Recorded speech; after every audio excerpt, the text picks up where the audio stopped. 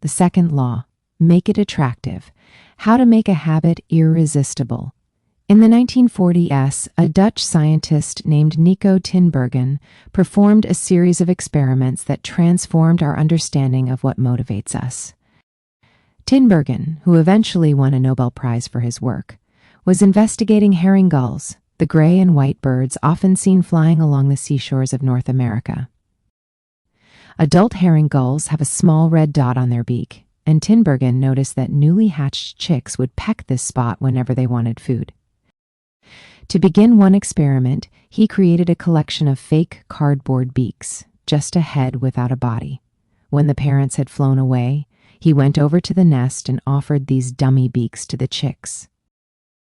The beaks were obvious fakes, and he assumed the baby birds would reject them altogether. However, when the tiny gulls saw the red spot on the cardboard beak, they pecked away just as if it were attached to their own mother. They had a clear preference for those red spots, as if they had been genetically programmed at birth. Soon Tinbergen discovered that the bigger the red spot, the faster the chicks pecked. Eventually, he created a beak with 3 large red dots on it. When he placed it over the nest, the baby birds went crazy with delight. They pecked at the little red patches as if it was the greatest beak they had ever seen. Tinbergen and his colleagues discovered similar behavior in other animals. For example, the gray-lag goose is a ground-nesting bird. Occasionally, as the mother moves around on the nest, one of the eggs will roll out and settle on the grass nearby. Whenever this happens, the goose will waddle over to the egg and use its beak and neck to pull it back into the nest. Tinbergen discovered that the goose will pull any nearby round object, such as a billiard ball or a light bulb, back into the nest. The bigger the object, the greater their response. One goose even made a tremendous effort to roll a volleyball back and sit on top, like the baby gulls automatically pecking at red dots.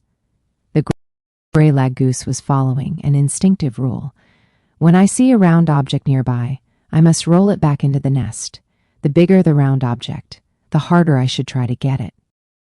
It's like the brain of each animal is preloaded with certain rules for behavior, and when it comes across an exaggerated version of that rule, it lights up like a Christmas tree. Scientists refer to these exaggerated cues as supernormal stimuli. A supernormal stimulus is a heightened version of reality, like a beak with 3 red dots or an egg the size of a volleyball, and it elicits a stronger response than usual. Humans are also prone to fall for exaggerated versions of reality. Junk food, for example, drives our reward systems into a frenzy. After spending hundreds of thousands of years hunting and foraging for food in the wild, the human brain has evolved to place a high value on salt, sugar, and fat. Such foods are often calorie-dense, and they were quite rare when our ancient ancestors were roaming the savannah. When you don't know where your next meal is coming from, eating as much as possible is an excellent strategy for survival. Today, however, we live in a calorie-rich environment.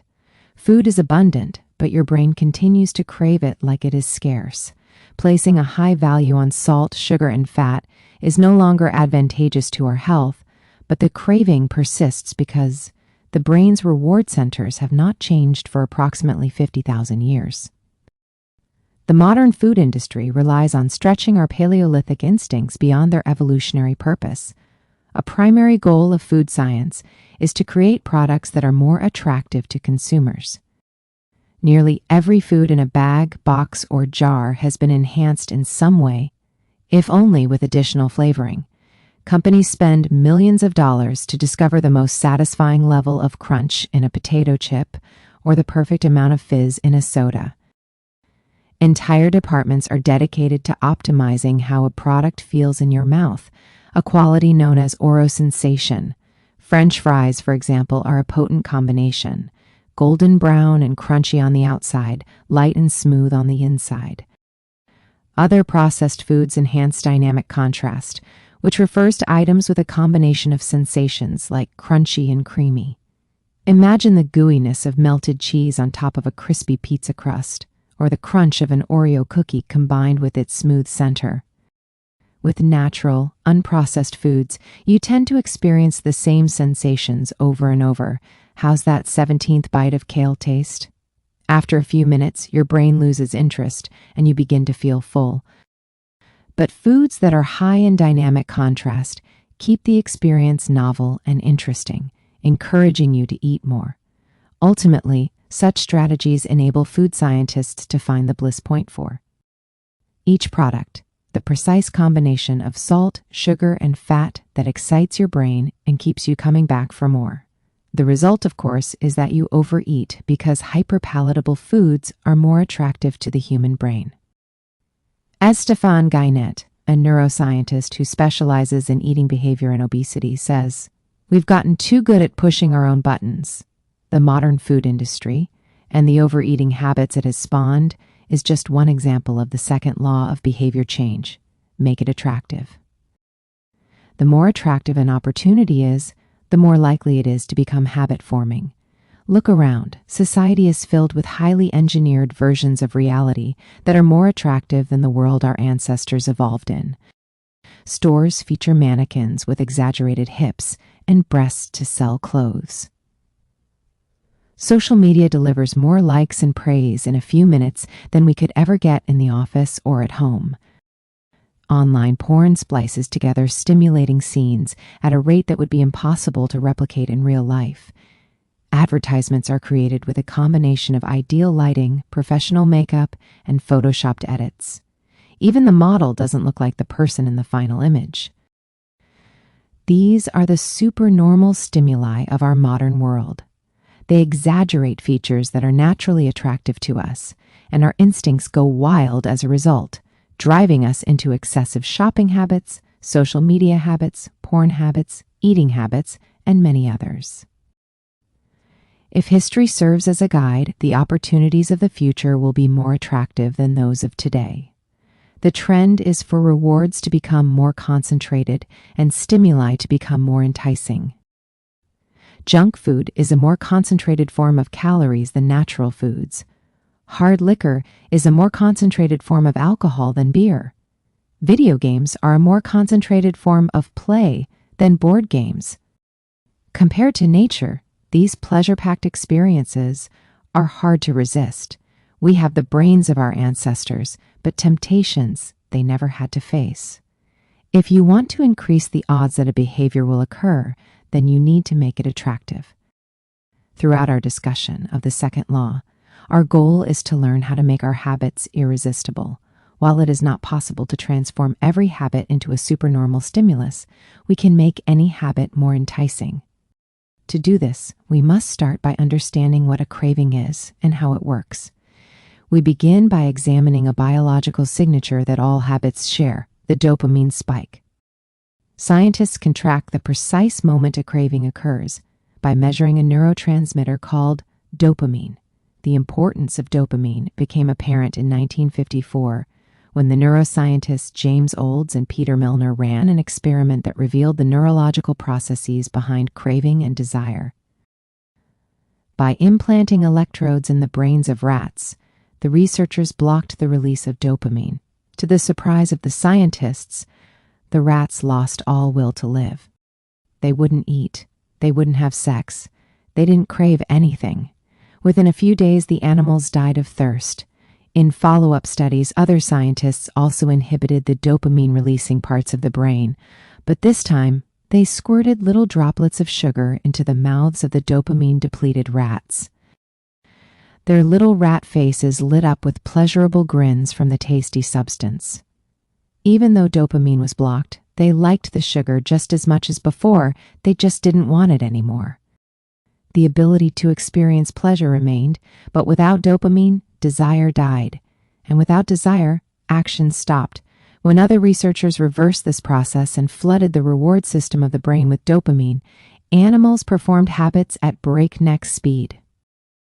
In one study, mice received a powerful hit of dopamine each time they poked their nose in a box. Within minutes, the mice developed a craving so strong they began poking their nose into the box 800 times per hour. Habits are a dopamine-driven feedback loop. Every behavior that is highly habit-forming, taking drugs, eating junk food, playing video games, browsing social media, is associated with higher levels of dopamine. The same can be said for our most basic habitual behaviors like eating food, drinking water, having sex, and interacting socially. For years, scientists assumed dopamine was all about pleasure, but now we know it plays a central role in many neurological processes, including motivation, learning and memory, punishment and aversion, and voluntary movement. When it comes to habits, the key takeaway is this: dopamine is released not only when you experience pleasure, but also when you anticipate it. Gambling addicts have a dopamine spike right before they place a bet, not after they win. Cocaine addicts get a surge of dopamine when they see the powder, not after they take it. Whenever you predict that an opportunity will be rewarding, your levels of dopamine spike in anticipation. And whenever dopamine rises, so does your motivation to act. It is the anticipation of a reward, not the fulfillment of it, that gets us to take action. Interestingly, the reward system that is activated in the brain when you receive a reward is the same system that is activated when you anticipate a reward. This is one reason the anticipation of an experience can often feel better than the attainment of it. As a child, thinking about Christmas morning can be better than opening the gifts. As an adult, daydreaming about an upcoming vacation can be more enjoyable than actually being on vacation. Scientists refer to this as the difference between wanting and liking. The dopamine spike. Your brain has far more neural circuitry allocated for wanting rewards than for liking them. The wanting centers in the brain are large: the brain stem, the nucleus accumbens, the ventral tegmental area, the dorsal striatum, the amygdala, and portions of the prefrontal cortex. By comparison, the liking centers of the brain are much smaller. They are often referred to as hedonic hotspots and are distributed like tiny islands throughout the brain. For instance, researchers have found that 100% of the nucleus accumbens is activated during wanting. Meanwhile, only 10% of the structure is activated during liking. The fact that the brain allocates so much precious space to the regions responsible for craving and desire provides further evidence of the crucial role these processes play. Desire is the engine that drives behavior. Every action is taken because of the anticipation that precedes it. It is the craving that leads to the response. These insights reveal the importance of the second law of behavior change. We need to make our habits attractive because it is the expectation of a rewarding experience that motivates us to act in the first place. This is where a strategy known as temptation bundling comes into play. How to use temptation bundling to make your habits more attractive. Ronan Byrne, an electrical engineering student in Dublin, Ireland, enjoyed watching Netflix, but he also knew that he should exercise more often than he did. Putting his engineering skills to use, Byrne hacked his stationary bike and connected it to his laptop and television. Then he wrote a computer program that would allow Netflix to run only if he was cycling at a certain speed. If he slowed down for too long, whatever show he was watching would pause until he started pedaling again. He was, in the words of one fan, eliminating obesity one Netflix binge at a time. He was also employing temptation bundling to make his exercise habit more attractive. Temptation bundling works by linking an action you want to do with an action you need to do. In Byrne's case, he bundled watching Netflix with riding his stationary bike. Businesses are masters at temptation bundling.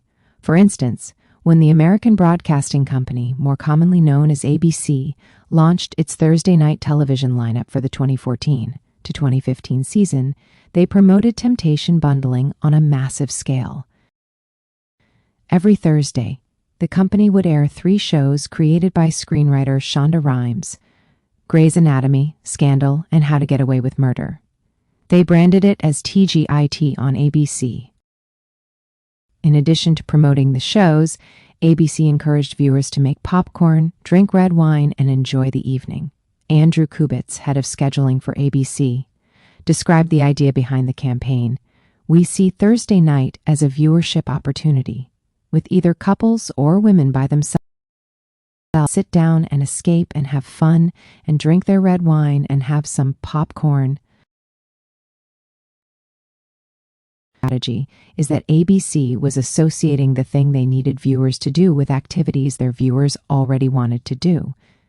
Over time, people began to connect watching ABC with feeling relaxed and entertained. If you drink red wine and eat popcorn at 8 p.m. every Thursday, then eventually 8 p.m. on Thursday means relaxation and entertainment. The reward gets associated with the cue, and the habit of turning on the television becomes more attractive.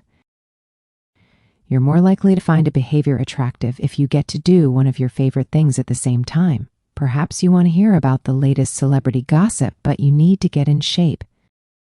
Using temptation bundling, you could only read the tabloids and watch reality shows at the gym. Maybe you want to get a pedicure, but you need to clean out your email inbox. Solution: only get a pedicure while processing overdue work emails. Temptation bundling is one way to apply a psychology theory known as Premack's principle.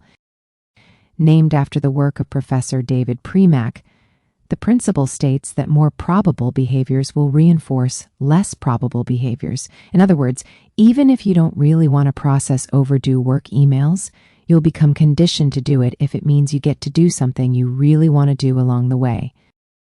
You can even combine temptation bundling with the habit stacking strategy we discussed in Chapter 5 to create a set of rules to guide your behavior. The habit stacking plus temptation bundling formula is: if you want to read the news but you need to express more gratitude. 1. After I get my morning coffee, I will say one thing I'm grateful for that happened yesterday. 2. After I say one thing I'm grateful for, I will read the news. If you want to watch sports, but you need to make sales calls. 1. After I get back from my lunch break, I will call 3 potential clients. 2. After I call 3 potential clients, I will check ESPN.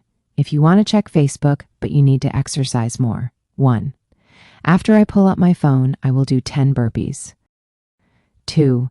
After I do 10 burpees, I will check Facebook. The hope is that eventually you'll look forward to calling 3 clients or doing 10 burpees because it means you get to read the latest sports news or check Facebook. Doing the thing you need to do means you get to do the thing you want to do. We began this chapter by discussing supernormal stimuli, which are heightened versions of reality that increase our desire to take action. Temptation bundling is one way to create a heightened version of any habit by connecting it with something you already want. Engineering a truly irresistible habit is a hard task, but this simple strategy can be employed to make nearly any habit more attractive than it would be otherwise. Chapter summary. The second law of behavior change is make it attractive. The more attractive an opportunity is, the more likely it is to become habit-forming. Habits are a dopamine-driven feedback loop. When dopamine rises, so does our motivation to act. It is the anticipation of a reward, not the fulfillment of it, that gets us to take action. The greater the anticipation, the greater the dopamine spike. Temptation bundling is one way to make your habits more attractive. The strategy is to pair an action you want to do with an action you need to do. The role of family and friends in shaping your habits. In 1965, a Hungarian man named Laszlo Polgár wrote a series of strange letters to a woman named Clara. Laszlo was a firm believer in hard work. In fact, it was all he believed in. He completely rejected the idea of innate talent. He claimed that with deliberate practice and the development of good habits, a child could become a genius in any field. His mantra was, "A genius is not born, but is educated and trained." Laszlo believed in this idea so strongly that he wanted to test it with his own children, and he was writing to Clara because he needed a wife willing to jump on board. Clara was a teacher, and although she may not have been as adamant as Laszlo, she also believed that with proper instruction, anyone could advance their skills. Laszlo decided chess would be a suitable field for the experiment, and he laid out a plan to raise his children to become chess prodigies. The kids would be homeschooled, a rarity in Hungary at the time. The house would be filled with chess books and pictures of famous chess players. The children would play against each other constantly and compete in the best tournaments they could find. The family would keep a meticulous file system of the tournament history of every competitor the children faced. Their lives would be dedicated to chess. Laszlo successfully courted Klara, and within a few years, the Polgars were parents to 3 young girls, Susan, Sophia, and Judith. Susan, the oldest, began playing chess when she was 4 years old. Within 6 months, she was defeating adults. Sophia, the middle child, did even better. By 14, she was a world champion, and a few years later, she became a grandmaster. Judith, the youngest, was the best of all. By age 5, she could beat her father. At 12, she was the youngest player ever listed among the top 100 chess players in the world. At 15 years and 4 months old, she became the youngest grandmaster of all time, younger than Bobby Fischer, the previous record holder. For 27 years, she was the #1 ranked female chess player in the world. The childhood of the Polgar sisters was atypical, to say the least. And yet, if you ask them about it, they claim their lifestyle was attractive, even enjoyable. In interviews, the sisters talk about their childhood as entertaining rather than grueling. They loved playing chess. They couldn't get enough of it. Once, Laszlo reportedly found Sophia playing chess in the bathroom in the middle of the night. Encouraging her to go back to sleep, he said, "Sophia, leave the pieces alone." To which she replied, "Daddy, they won't leave me alone." The Polgar sisters grew up in a culture that prioritized chess above all else, praised them for it, rewarded them for it. In their world, an obsession with chess was normal. And as we are about to see, whatever habits are normal in your culture are among the most attractive behaviors you'll find. The seductive pull of social norms. Humans are herd animals. We want to fit in, to bond with others, and to earn the respect and approval of our peers. Such inclinations are essential to our survival. For most of our evolutionary history, our ancestors lived in tribes. Becoming separated from the tribe, or worse, being cast out, was a death sentence. The lone wolf dies, but the pack survives. Meanwhile, those who collaborated and bonded with others enjoyed increased safety, mating opportunities, and access to resources. As Charles Darwin noted, in the long history of humankind, those who learn to collaborate and improvise most effectively have prevailed. As a result, one of the deepest human desires is to belong. And this ancient preference exerts a powerful influence on our modern behavior. We don't choose our earliest habits, we imitate them. We follow the script handed down by our friends and family, our church or school, our local community, and society at large. Each of these cultures and groups comes with its own set of expectations and standards: when and whether to get married, how many children to have, which holidays to celebrate, how much money to spend on your child's birthday party. In many ways, these social norms are the invisible rules that guide your behavior each day. You're always keeping them in mind, even if they are at the not top of your mind. Often, you follow the habits of your culture without thinking, without questioning, and sometimes without remembering. As the French philosopher Michel de Montaigne wrote, "The customs and practices of life and society sweep us along." Most of the time, going along with the group does not feel like a burden. Everyone wants to belong. If you grow up in a family that rewards you for your chess skills, playing chess will seem like a very attractive thing to do. If you work in a job where everyone wears expensive suits, then you'll be inclined to splurge on one as well. If all of your friends are sharing an inside joke or using a new phrase, you'll want to do it too, so they know that you get it. Behaviors are attractive when they help us fit in. We imitate the habits of 3 groups in particular: 1, 2, 3, the close, the many, the powerful. Each group offers an opportunity to leverage the second law of behavior change and make our habits more attractive. 1. Imitating the close. Proximity has a powerful effect on our behavior. This is true of the physical environment, as we discussed in Chapter 6, but it is also true of the social environment. We pick up habits from the people around us. We copy the way our parents handle arguments, the way our peers flirt with one another, the way our coworkers get results. When your friends smoke pot, you give it a try too. When your wife has a habit of double checking that the door is locked before going to bed, you pick it up as well. I find that I often imitate the behavior of those around me without realizing it. In conversation, I'll automatically assume the body posture of the other person. In college, I began to talk like my roommates. When traveling to other countries, I unconsciously imitate the local accent despite reminding myself to stop. As a general rule, the closer we are to someone, the more likely we are to imitate some of their habits. One groundbreaking study tracked 12,000 people for 32 years and found that a person's chances of becoming obese increased by 57% if he or she had a friend who became obese. It works the other way, too. Another study found that if one person in a relationship lost weight, the other partner would also slim down about 1/3 of the time. Our friends and family provide a sort of invisible peer pressure that pulls us in their direction. Of course, peer pressure is bad only if you're surrounded by bad influences. When astronaut Mike Massimino was a graduate student at MIT, he took a small robotics class. Of the 10 people in the class, 4 became astronauts. If your goal was to make it into space, then that room was about the best culture you could ask for.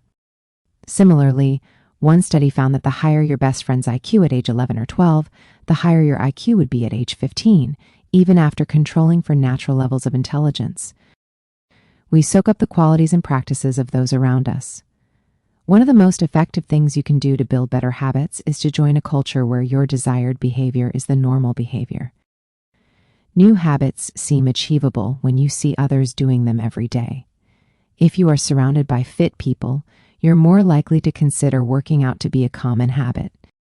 If you're surrounded by jazz lovers, you're more likely to believe it's reasonable to play jazz every day. Your culture sets your expectation for what is normal.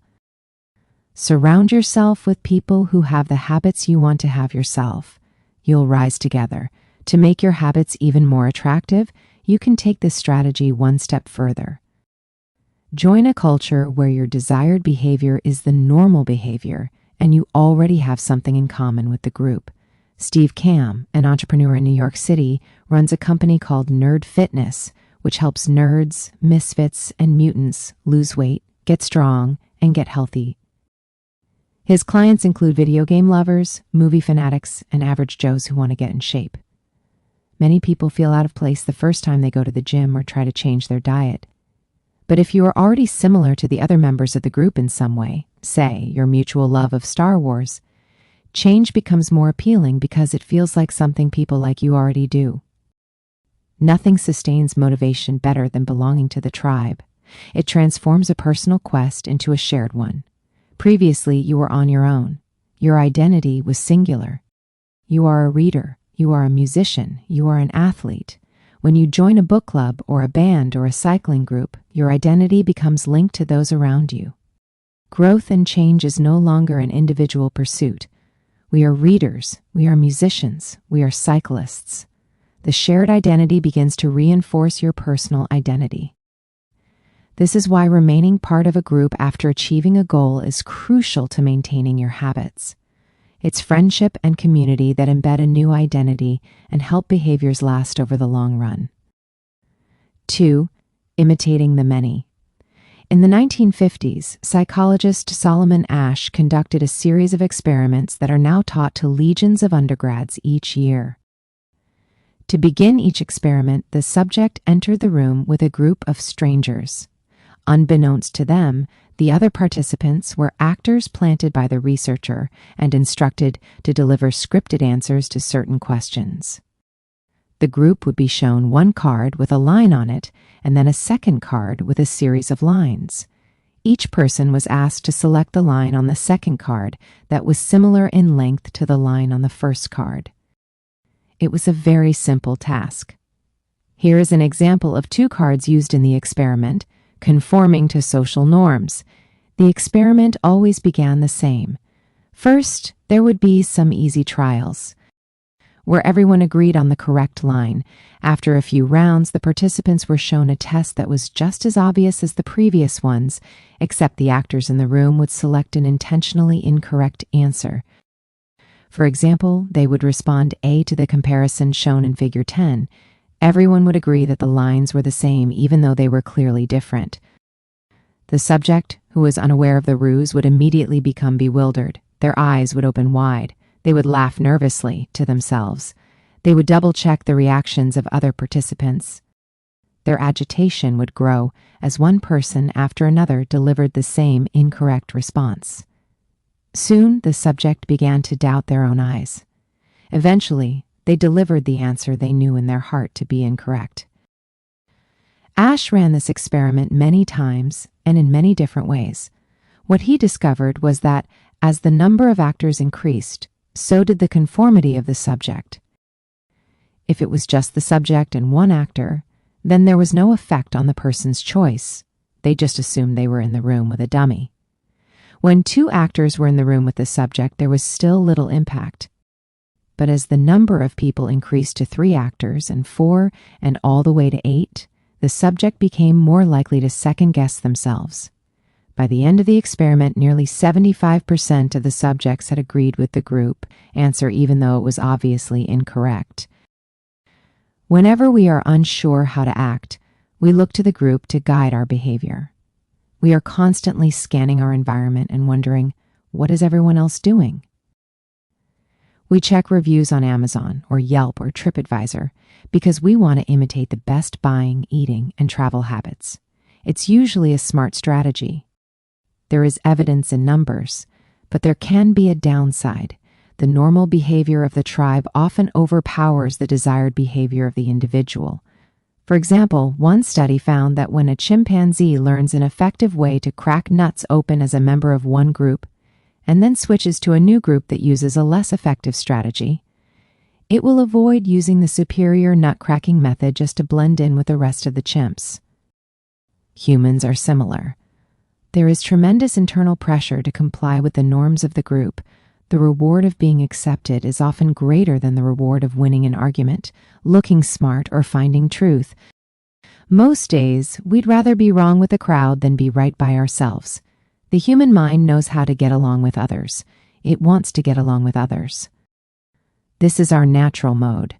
You can override it. You can choose to ignore the group or to stop caring what other people think.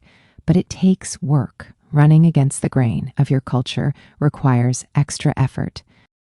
When changing your habits means challenging the tribe, change is unattractive.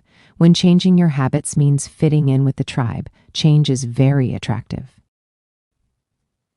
3. Imitating the powerful. Humans everywhere pursue power, prestige, and status. We want pins and medallions on our jackets. We want president or partner in our titles. We want to be acknowledged, recognized, and praised. This tendency can seem vain, but overall it's a smart move. Historically, a person with greater power and status has access to more resources, worries less about survival, and proves to be a more attractive mate. We are drawn to behaviors that earn us respect, approval, admiration, and status. We want to be the one in the gym who can do muscle-ups, or the musician who can play the hardest chord progressions, or the parent with the most accomplished children, because these things separate us from the crowd. Once we fit in, we start looking for ways to stand out. This is one reason we care so much about the habits of highly effective people. We try to copy the behavior of successful people because we desire success ourselves. Many of our daily habits are imitations of people we admire. You replicate the marketing strategies of the most successful firms in your industry. You make a recipe from your favorite baker. You borrow the storytelling strategies of your favorite writer. You mimic the communication style of your boss. We imitate people we envy. High-status people enjoy the approval, respect, and praise of others. And that means if a behavior can get us approval, respect, and praise, we find it attractive. We are also motivated to avoid behaviors that would lower our status. We trim our hedges and mow our lawn because we don't want to be the slob of the neighborhood. When our mother comes to visit, We clean up the house because we don't want to be judged. We are continually wondering what will others think of me and altering our behavior based on the answer. The Polgar sisters, the chess prodigies mentioned at the beginning of this chapter, are evidence of the powerful and lasting impact social influences can have on our behavior. The sisters practiced chess for many hours each day and continued this remarkable effort for decades. But these habits and behaviors maintained their attractiveness in part because they were valued by their culture. From the praise of their parents to the achievement of different status markers like becoming a grandmaster, they had many reasons to continue their effort. Chapter summary. The culture we live in determines which behaviors are attractive to us. We tend to adopt habits that are praised and approved of by our culture because we have a strong desire to fit in and belong to the tribe. We tend to imitate the habits of three social groups: the close, the many, and the powerful. One of the most effective things you can do to build better habits is to join a culture where your desired behavior is the normal behavior, and you already have something in common with the group. The normal behavior of the tribe often overpowers the desired behavior of the individual. Most days, we'd rather be wrong with the crowd than be right by ourselves. If a behavior can get us approval, respect, and praise, we find it attractive. How to find and fix the causes of your bad habits. In late 2012, I was sitting in an old apartment just a few blocks from Istanbul's most famous street, Istiklal Caddesi. I was in the middle of a 4-day trip to Turkey, and my guide, Mike, was relaxing in a worn-out armchair a few feet away. Mike wasn't really a guide. He was just a guy from Maine who had been living in Turkey for 5 years, but he offered to show me around while I was visiting the country, and I took him up on it. On this particular night, I had been invited to dinner with him and a handful of his Turkish friends. There were 7 of us, and I was the only one who hadn't, at some point, smoked at least 1 pack of cigarettes per day. I asked one of the Turks how he got started. "Friends," he said. "It always starts with your friends. One friend smokes, then you try it."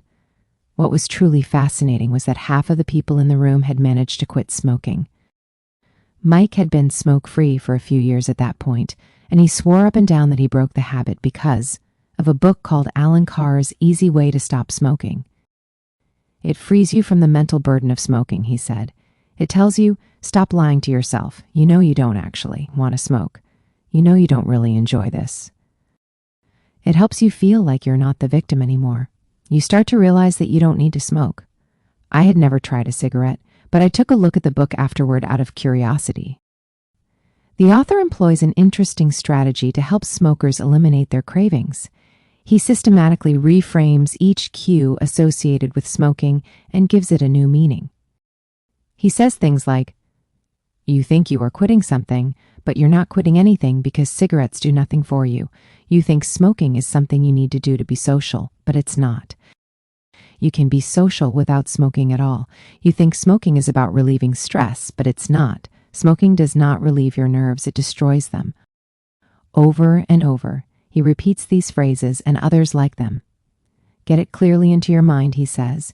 "You are losing nothing, and you are making marvelous positive gains, not only in health, energy, and money, but also in confidence, self-respect, freedom, and, most important of all, in the length and quality of your future life." By the time you get to the end of the book, smoking seems like the most ridiculous thing in the world to do, and if you no longer expect smoking to bring you any benefits, you have no reason to smoke. It is an inversion of the second law of behavior change: make it unattractive. Now, I know this idea might sound overly simplistic. Just change your mind and you can quit smoking. But stick with me for a minute. Where cravings come from, every behavior has a surface-level craving and a deeper underlying motive. I often have a craving that goes something like this: I want to eat tacos. If you were to ask me why I want to eat tacos, I wouldn't say because I need food to survive. But the truth is, somewhere deep down, I am motivated to eat tacos because I have to eat to survive. The underlying motive is to obtain food and water, even if my specific craving is for a taco. Some of our underlying motives include conserve energy, obtain food and water. Find love and reproduce. Connect and bond with others. Win social acceptance and approval. Reduce uncertainty. Achieve status and prestige. A craving is just a specific manifestation of a deeper underlying motive. Your brain did not evolve with a desire to smoke cigarettes or to check Instagram or to play video games. At a deep level, you simply want to reduce uncertainty and relieve anxiety, to win social acceptance and approval, or to achieve status. Look at nearly any product that is habit-forming and you'll see that it does not create a new motivation, but rather latches on to the underlying motives of human nature. Find love and reproduce equal to using Tinder. Connect and bond with others equal to browsing Facebook. Win social acceptance and approval equal to posting on Instagram. Reduce uncertainty equal to searching on Google. Achieve status and prestige equal to playing video games. Your habits are modern-day solutions to ancient desires, new versions of old vices. The underlying motives behind human behavior remain the same. The specific habits we perform differ based on the period of history. Here's the powerful part. There are many different ways to address the same underlying motive. One person might learn to reduce stress by smoking a cigarette. Another person learns to ease their anxiety by going for a run. Your current habits are not necessarily the best way to solve the problems you face. They are just the methods you learn to use. Once you associate a solution with the problem you need to solve, you keep coming back to it. Habits are all about associations. These associations determine whether we predict a habit to be worth repeating or not.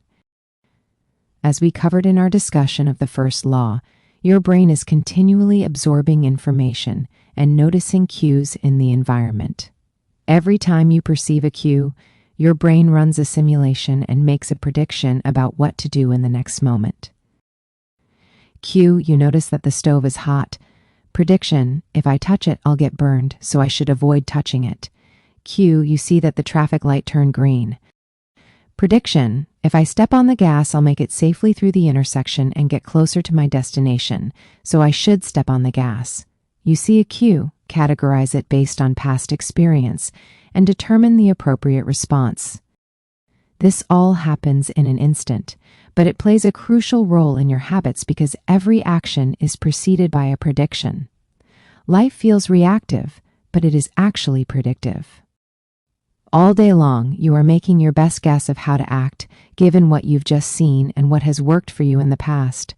You are endlessly predicting what will happen in the next moment. Our behavior is heavily dependent on these predictions. Put another way, our behavior is heavily dependent on how we interpret the events that happen to us, not necessarily the objective reality of the events themselves.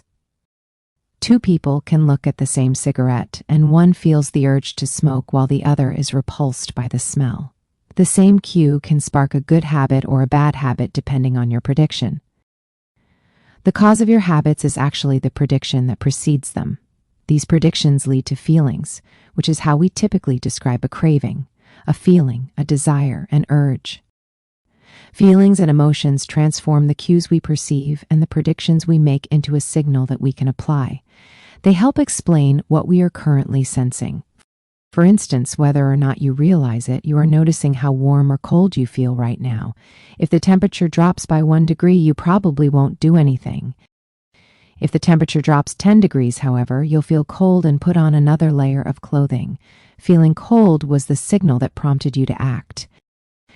You have been sensing the cues the entire time, but it is only when you predict that you would be better off, in a different state, that you take action. A craving is the sense that something is missing. It is the desire to change your internal state. When the temperature falls, there is a gap between what your body is currently sensing and what it wants to be sensing. This gap between your current state and your desired state provides a reason to act. Desire is the difference between where you are now and where you want to be in the future. Even the tiniest action is tinged with the motivation to feel differently than you do in the moment. When you binge eat or light up or browse social media, what you really want is not a potato chip or a cigarette or a bunch of likes. What you really want is to feel different, Our feelings and emotions tell us whether to hold steady in our current state or to make a change. They help us decide the best course of action. Neurologists have discovered that when emotions and feelings are impaired, we actually lose the ability to make decisions. We have no signal of what to pursue and what to avoid. As the neuroscientist Antonio Damasio explains, it is emotion that allows you to mark things as good, bad, or indifferent. To summarize, the specific cravings you feel and habits you perform are really an attempt to address your fundamental underlying motives. Whenever a habit successfully addresses a motive, you develop a craving to do it again. In time, you learn to predict that checking social media will help you feel loved, or that watching YouTube will allow you to forget your fears. Habits are attractive when we associate them with positive feelings, and we can use this insight to our advantage rather than to our detriment. How to reprogram your brain to enjoy hard habits. You can make hard habits more attractive if you can learn to associate them with a positive experience. Sometimes all you need is a slight mindset shift. For instance, we often talk about everything we have to do a given day. You have to wake up early for work. You have to make another sales call for your business. You have to cook dinner for your family. Now, imagine changing just one word. You don't have to. You get to. You get to wake up early for work. You get to make another sales call for your business. You get to cook dinner for your family. By simply changing one word, you shift the way you view each event. You transition from seeing these behaviors as burdens and turn them into opportunities. The key point is that both versions of reality are true. You have to do those things, and you also get to do them. We can find evidence for whatever mindset we choose. I once heard a story about a man who uses a wheelchair. When asked if it was difficult being confined, he responded, "I'm not confined to my wheelchair. I am liberated by it. If it wasn't for my wheelchair, I would be bedbound and never able to leave my house." This shift in perspective completely transformed how he lived each day. Reframing your habits to highlight their benefits rather than their drawbacks is a fast and lightweight way to reprogram your mind and make a habit seem more attractive. Exercise. Many people associate exercise with being a challenging task that drains energy and wears you down. You can just as easily view it as a way to develop skills and build you up. Instead of telling yourself, "I need to go run in the morning," say it's time to build endurance and get fast. Finance. Saving money is often associated with sacrifice. However, you can associate it with freedom rather than limitation if you realize one simple truth: living below your current means increases your future means. The money you save this month increases your purchasing power next month. Meditation. Anyone who has tried meditation for more than 3 seconds knows how frustrating it can be when the next distraction inevitably pops into your mind. You can transform frustration into delight when you realize that each interruption gives you a chance to practice returning to your breath. Distraction is a good thing because you need distractions to practice meditation. Pre-game jitters. Many people feel anxious before delivering a big presentation or competing in an important event. They experience quicker breathing, a faster heart rate, heightened arousal. If we interpret these feelings negatively, then we feel threatened and tense up. If we interpret these feelings positively, then we can respond with fluidity and grace. You can reframe "I am nervous" to "I am excited and I'm getting an adrenaline rush to help me concentrate." These little mindset shifts aren't magic, but they can help change the feelings you associate with a particular habit or situation. If you want to take it a step further, you can create a motivation ritual. You simply practice associating your habits with something you enjoy. Then you can use that cue whenever you need a bit of motivation. For instance, if you always play the same song before having sex, then you'll begin to link the music with the act. Whenever you want to get in the mood, just press play. Ed Lattimore, a boxer and writer from Pittsburgh, benefited from a similar strategy without knowing it. "Odd realization," he wrote. My focus and concentration goes up just by putting my headphones while writing. I don't even have to play any music. Without realizing it, he was conditioning himself. In the beginning, he put his headphones on, played some music he enjoyed, and did focused work. After doing it 5, 10, 20 times, putting his headphones on became a cue that he automatically associated with increased focus. The craving followed naturally. Athletes use similar strategies to get themselves in the mindset to perform. During my baseball career, I developed a specific ritual of stretching and throwing before each game. The whole sequence took about 10 minutes, and I did it the same way every single time. While it physically warmed me up to play, more importantly, it put me in the right mental state. I began to associate my pregame ritual with feeling competitive and focused. Even if I wasn't motivated beforehand, by the time I was done with my ritual, I was in game mode. You can adapt this strategy for nearly any purpose. Say you want to feel happier in general. Find something that makes you truly happy, like petting your dog or taking a bubble bath, and then create a short routine that you perform every time before you do the thing you love. Maybe you take 3 deep breaths and smile. 3 deep breaths, smile, pet the dog, repeat. Eventually, you'll begin to associate this breathe and smile routine with being in a good mood. It becomes a cue that means feeling happy. Once established, you can break it out anytime you need to change your emotional state. Stressed at work? Take 3 deep breaths and smile. Sad about life? 3 deep breaths and smile. Once a habit has been built, the cue can prompt a craving, even if it has little to do with the original situation. The key to finding and fixing the causes of your bad habits is to reframe the associations you have about them. It's not easy, but if you can reprogram your predictions, you can transform a hard habit into an attractive one. Chapter summary. The inversion of the second law of behavior change is make it unattractive. Every behavior has a surface-level craving and a deeper underlying motive. Your habits are modern-day solutions to ancient desires. The cause of your habits is actually the prediction that precedes them. The prediction leads to a feeling.